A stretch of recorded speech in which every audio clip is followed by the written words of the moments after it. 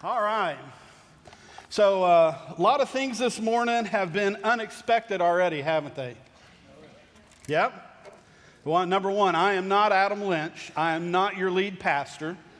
And I'm just one of the elders, probably maybe the least of the elders. And the stage is set, and I've got a table here. Hold on a second. I've got to get my props out for this morning. Hopefully, if somebody would make sure you know where the fire extinguishers are, it might be helpful this morning.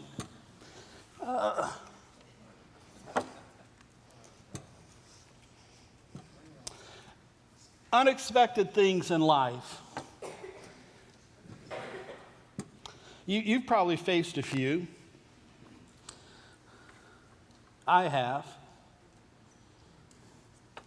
Well, as a matter of fact, this past week, a niece and her daughter were traveling down to Kentucky, and out of the blue, they were hit.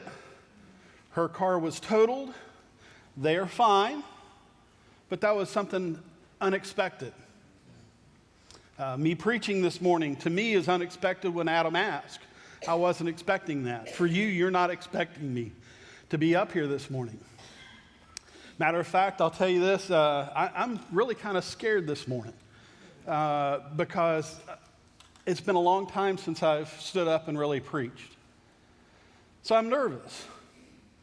So hopefully as we go through this morning, this unexpected adventure, you will help me through this. I am a dad. One of the other unexpected things this morning is my wife, who is taking my mother-in-law to her church this morning, comes walking in. So half my sermon is gone because I can't tell those illustrations. So we might get done real early this morning. My mother-in-law is an unexpected thing as well, because you don't hear very many people who live to be 100 years old. So my mother-in-law is here. Yeah.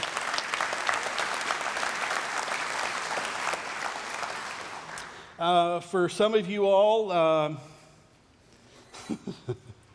the unexpected thing in reality in life is I tried, that's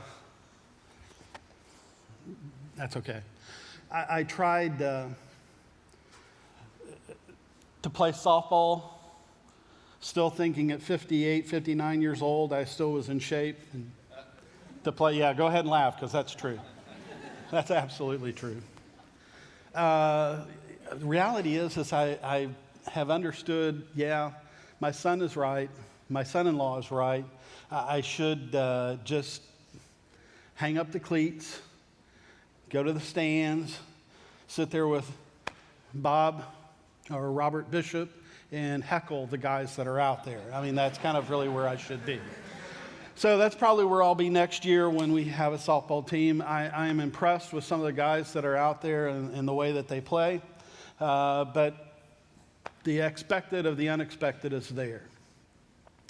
So for you, the unexpected is here. Some of you know me, some of you don't. So what I would like to do is I would like to just share a little bit of my life and the unexpected things that have happened. I'll tell you about this here in just a moment. The unexpected things in my life. When I was about 5 years old, my real mother passed away. I didn't know her. My dad remarried, so the only person that I really knew as my mom was my stepmom. Mother's Day of 1972, my father was killed in an automobile accident, unexpected. And the next unexpected fell out of that was my brother left our home and moved in with an aunt and uncle. So it was just my stepmother and I. Those are unexpected things. And hopefully where I get to today with our message is I hopefully will bring it back around for you to say, the unexpected things that are going to happen in your life, let them happen. but allow God to help you see how that can make a difference.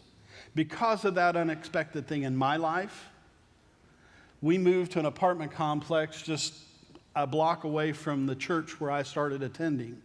The only reason I started attending was because a friend of mine in junior high school asked me to play basketball. And in order to play basketball on the team, I had to attend church. There was no way around it. So I started attending. God started sowing seeds, and in the unexpected life of mine, things grew.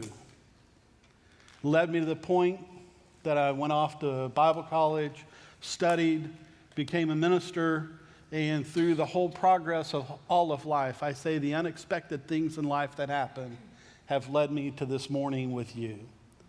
So understand there are unexpected things that happen in our life. Unexpected things will happen in 2020 in your life.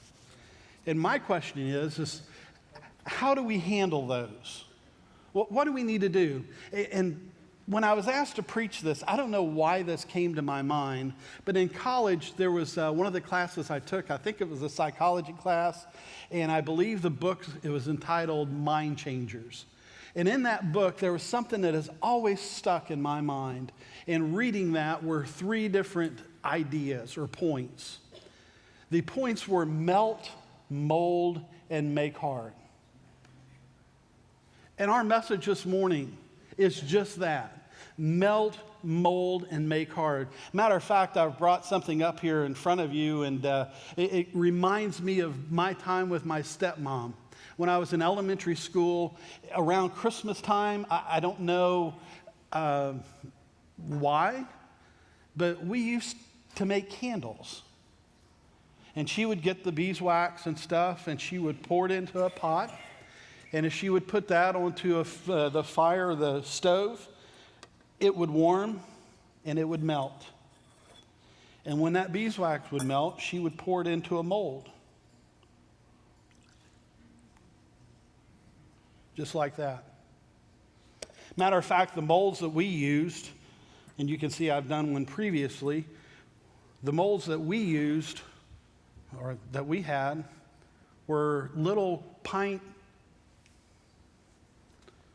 milk cans or milk jars, or the plastic or the paper ones. And I would pour it in there, and we'd put color in it, and we'd do all kinds of different things with it at Christmas time.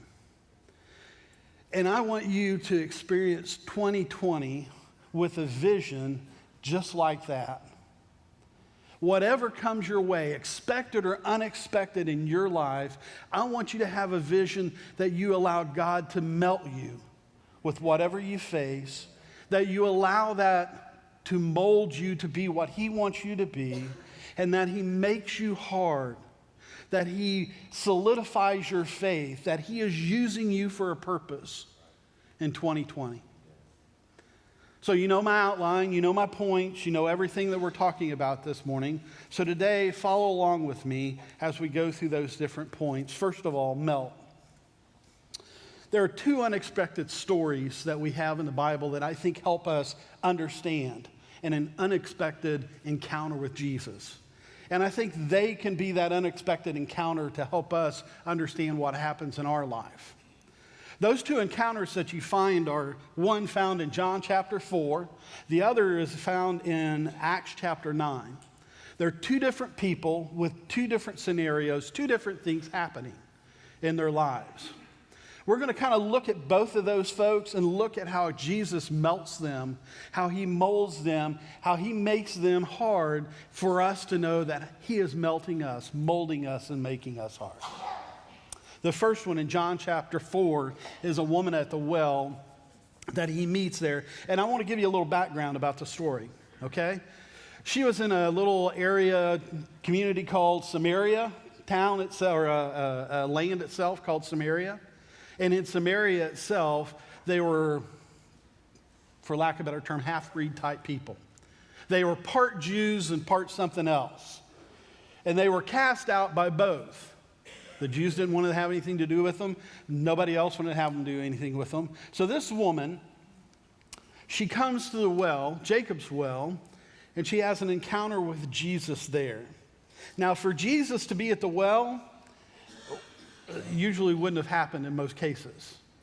It would be kind of like Samaria to the Jewish person would be like if we wanted to take a trip and go to London, instead of going up State Route 38 and going through Bloomingburg, not that anything's wrong with Bloomingburg if you're from there, but if you were going up that way through Bloomingburg, instead of taking State Route 38 to go that way, you would take and you would go over to Lewis Road. And you would go up Lewis Road, or you take 62 up to Mount Sterling and take 56 over. You would do everything in your power to take a different route away from and around Samaria. So for Jesus to take a straight course to this well, he is expecting an unexpected encounter. It is an unexpected encounter. And this woman, she's doing what she would normally do. She comes out and she's getting ready to draw water. And as she approaches the well, she sees Jesus there by himself. And she looks at Jesus. She has a comment to make. Sir, you're a Jew. Her question, what are you doing here? A Jew. Why are you at my well? More importantly, she comes walking up, and he's a man, and he's wanting to have a conversation with her, and that was another kind of taboo type thing that they shouldn't be doing that. You're a Jew. She goes on in the counter as they talk a little bit, and she says, sir, because she realizes in the discussion, he is something more than just a Jew. Sir, let's talk a little bit.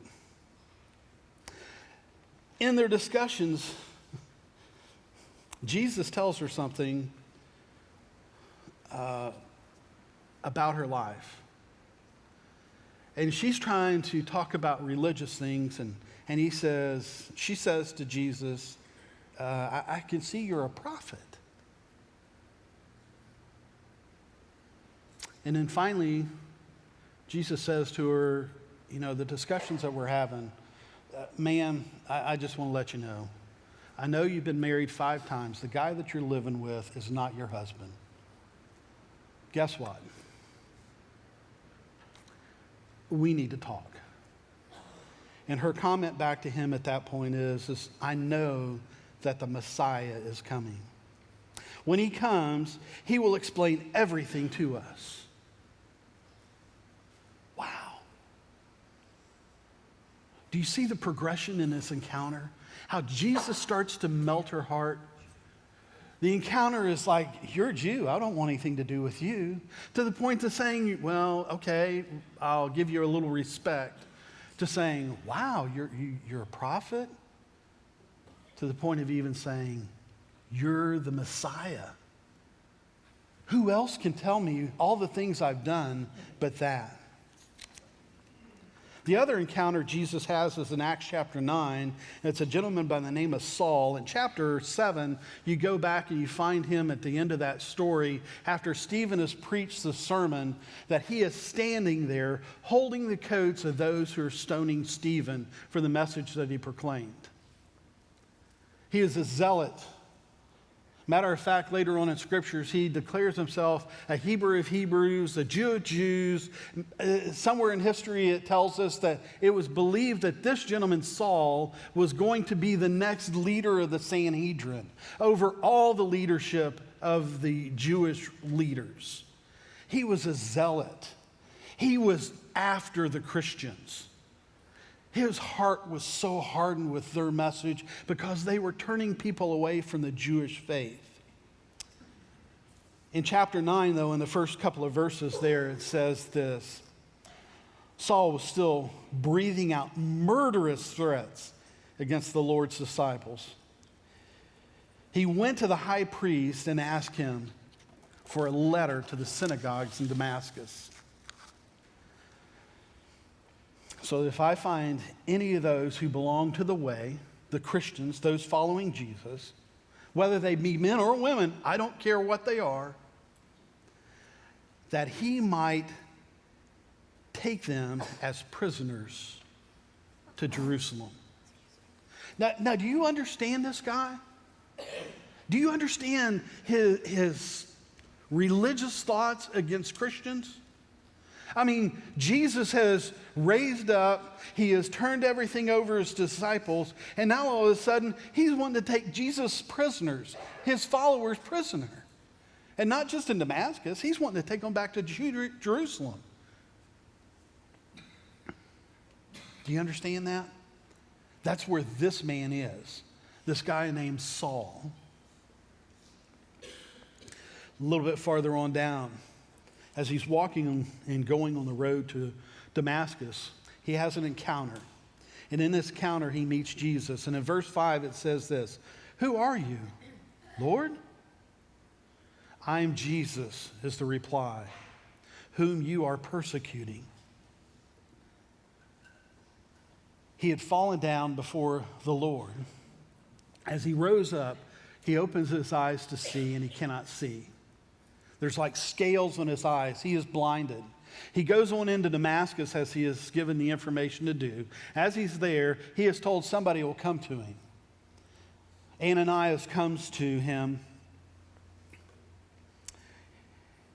and he shares the message of Jesus. And immediately, when he hears the message, what he understands is going on, scales fell from his eyes, and he could see again. And he got up, was baptized, and after taking some food, he regained his strength. Do you see how Jesus melted him? From an encounter on the road to an unsuspecting Ananias who stopped by because God told him to share the message. His heart melted, and he became an obedient follower after the Lord. For us, we're going to need some of that in our life. I say that for me. I'm old. I tell dad jokes and all that kind of stuff, right? But I'm old. I'm almost 60. I'm not as old as some, but I'm getting there. I realize that. And you know, in my life, I can become crusty. Very crusty.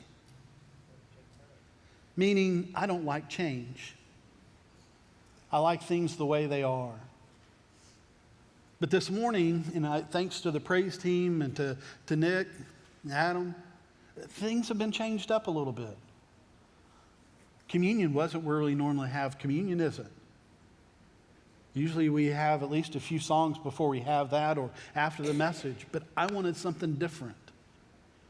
I wanted you to focus in on what was important, the very beginning of our worship, remembering who Jesus was. I wanted you to melt a little bit. The songs were picked specifically for this morning to melt you and prepare you. For me, I'm crusty.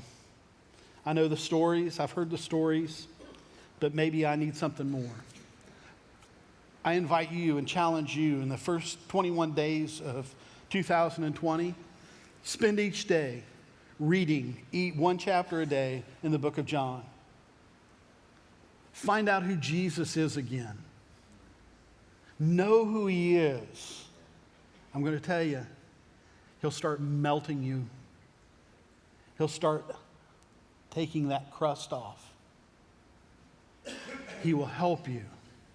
Matter of fact, he will take and he'll put you into a new mold, into his mold.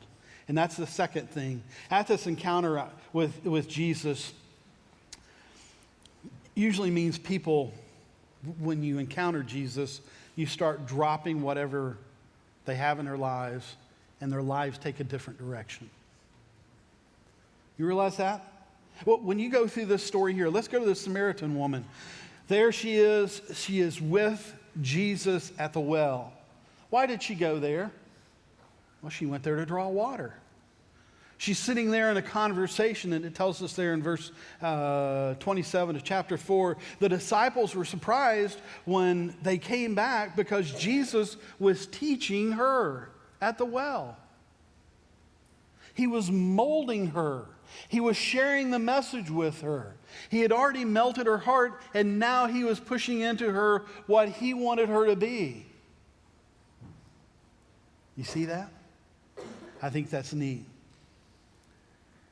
And then what did she do? Verse 28, it says, then, leaving her water jar. I don't know about you. Again, I'm old. I forget a lot of things.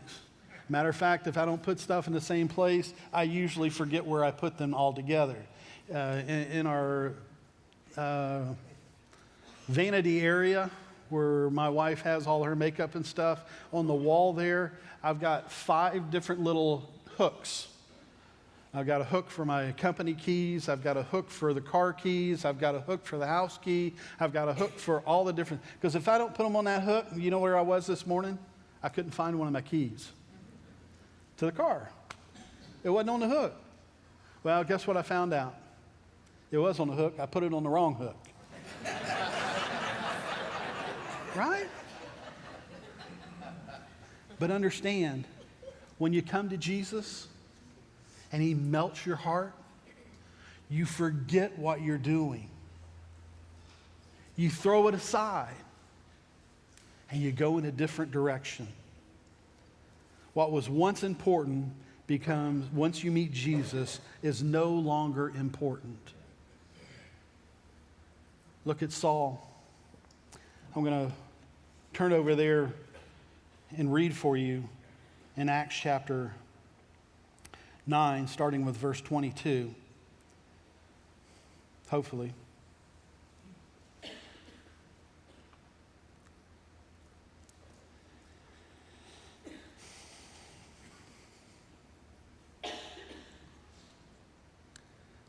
And of course, I'm over in John, and I need to be in Acts. Isn't that how it goes? I told you it's been a while since I've done this. So Acts chapter 9. Maybe. I'm not used to technical things when I preach either. I've got paper up here. That's how bad I am from my days. This is what happens. Immediately, something like scales fell from Saul's eyes, and he could see again. He got up and was baptized, and after taking some food, he regained his strength. Here's the important thing. Remember what Paul was after, or actually Saul, before he became Paul? Remember what he was doing? The most important thing for him is to find Christians, take them back to Jerusalem so they could be imprisoned for their faith.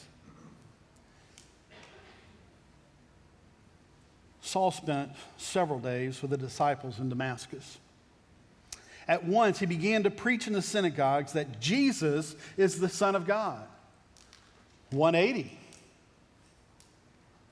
All those who heard him were astonished and asked, "Isn't this the man who was raising havoc in Jerusalem among those who were called in his name," meaning the name of Jesus? "And hasn't he come here to take them prisoners to the chief priest?" Yet Saul grew more and more powerful and baffled the Jews living in Damascus by proving that Jesus is the Messiah. Do you see him being molded? As he sat there in the incorporation of the other disciples, even though they were scared about having him come in and be a part of their life, do you see what was important?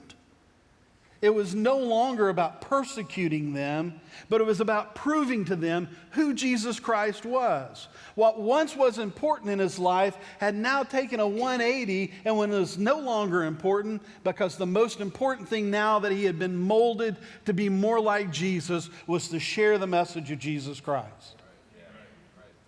Understand that. He was being molded by the disciples in Damascus.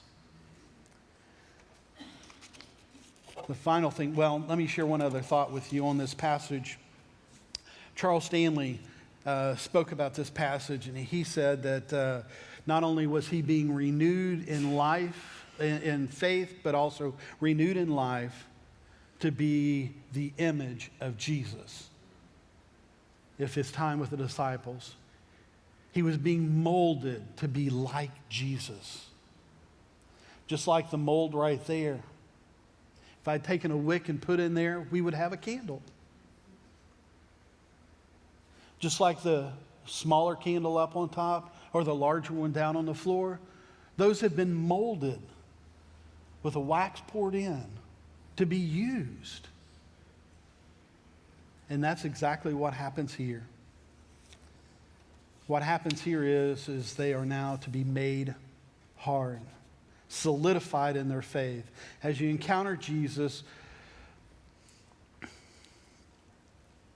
things change.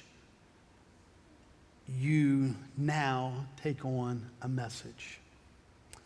The Samaritan woman there, verses 28 and 29, the woman went back to her town and said to the people, "Come and see the man who told me everything that I did." Let me ask you a question.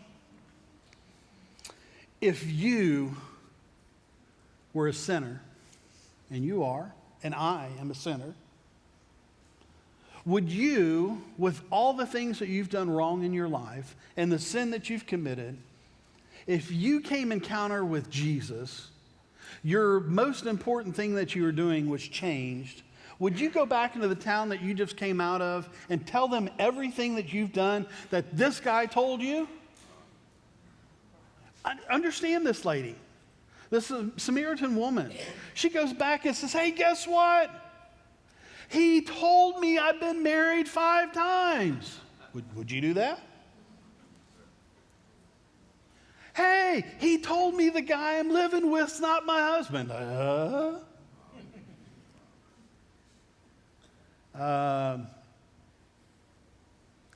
She didn't say this, but what about our lives? Hey, Jesus, you changed my life. Guess what? I'm going to go back into my town and tell them, you know what? As a sinner, I've been cheating on the company books. I've been having an affair on my wife or husband. I've been going to the websites that I shouldn't be going to. But that's what Jesus did when he encountered this woman. And that's what the woman did when she got molded to be like Jesus. She was more than solidified in her faith. That she wanted to tell whoever and everyone what had happened, that they might come to meet Jesus as well. Look at Saul. Saul conspired to kill. He did kill. He was just as guilty of stoning Stephen as those that had the rocks. And what does Paul do? Saul. What does he do? Well, for the Jews there in chapter 9, verse 23, it says, because of him raising such havoc now against the Jews in favor of Jesus, they sought to conspire a plot to kill Paul, Saul. They wanted to do away with him. Does that sound like what they did to Jesus? The Jews sought out a plan to kill Jesus. And now they were doing the same thing to Saul. If you go on down in verse 26 there, it says the disciples in Jerusalem were afraid and didn't believe that he had been converted. He was in 2 different camps now. The Jews didn't believe him, and they were trying to kill him. The Christians, they didn't believe him.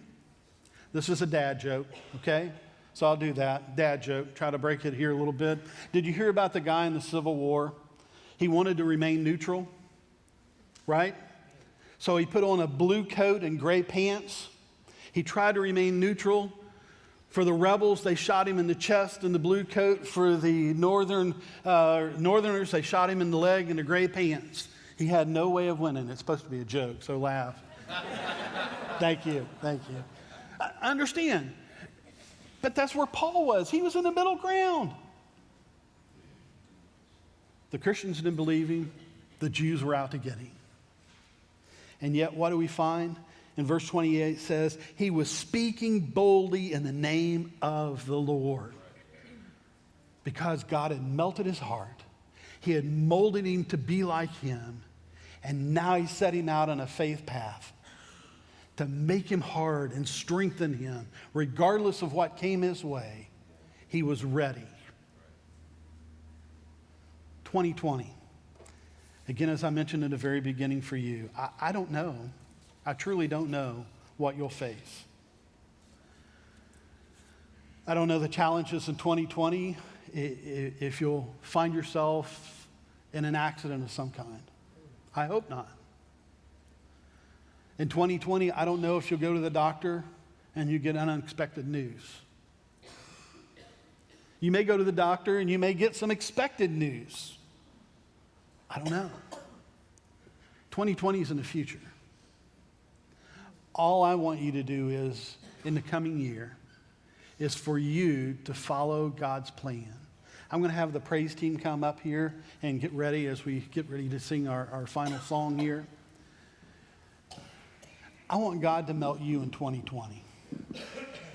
I want him to mold you to be like him. Fearless. Willing to share that message. To do his work here, Fayette County, Ohio, United States, wherever that may be. I want you to be a part of that because God wants you. He's trying to do that. Start by letting him melt your heart. Read his word. Participate in worship. Be a part of a life group, a small group. Learn and study and grow. He'll help you. Because as you become a part of those, he will start molding you to be like him. And he will make you strong and vibrant and ready to serve. This morning, we're going to sing, and I'm old school. I'm not going to offer for you to come down. But do you realize over this past year, we've had over 20 people give their life to Jesus? That's exactly right. People who've had their hearts melted have been in being molded into what Jesus wants them to be. Proclaiming the message. We're going to sing. Maybe you have a decision to make. You don't have to come down while we sing, but afterwards, there'll be people here ready to hear from you, ready to pray with you, ready to care for you. This morning, we're going to be singing the song, Raise a Hallelujah. Think about the decision that you need to make for 2020. Thank you.